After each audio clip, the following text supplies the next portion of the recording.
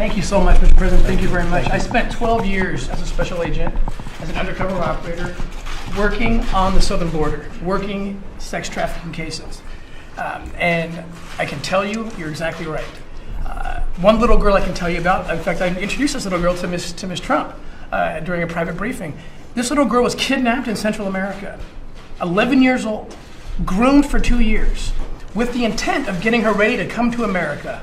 Why? Because we are the highest consuming nation of child pornography. We are the clientele that's the big money. They brought this little girl through a part of the southern border where there was no wall, easily got her to New York City, and this is hard to hear, but this is the truth, and everyone needs to hear this. This little girl, and this is very typical, for money every day, 30 to 40 times a day. If that's not a crisis, if that's not an emergency, I don't know what is.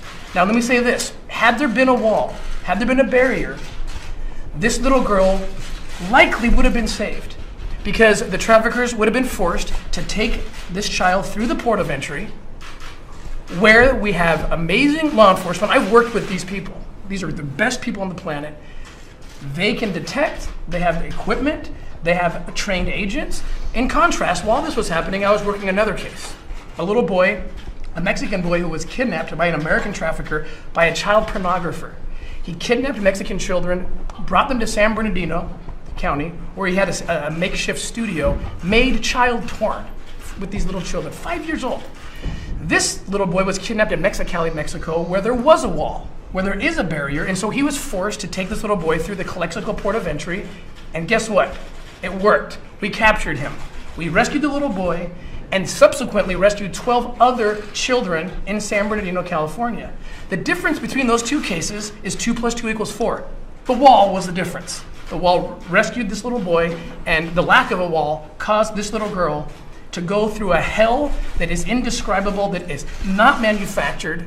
It is a real crisis. It is a real emergency.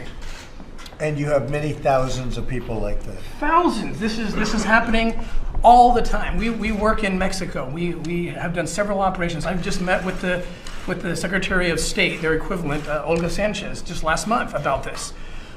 We are having to do operations in Mexico, our foundation, working with law enforcement, to essentially become the wall, because there is no wall. We're forward deployed. It's like trying to catch flies with chopsticks.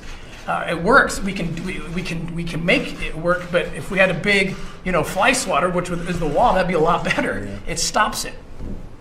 That's great. Thank you very much. I appreciate it. Thank you. Very much.